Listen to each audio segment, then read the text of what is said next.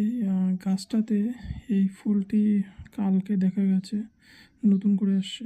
আর কোনো ফুল নেই, একটা ফুলই নতুন করে আসছে কুড়ি, আর এই দুটো ফুল আছে। আর এদিকে ফল আছে, একটা ফল। আর এই কুড়িটা কিন্তু দুটো কুড়ির থেকে বড় হলো না, এই কুড়িটা একটু ছোট আছে, একই সাথে বেরিয়েছিল কিন্তু ছোট এখনো পর্যন্ত আছে এটা। আর এই পাশেরটাও বড় হয়েছে একই সঙ্গেই।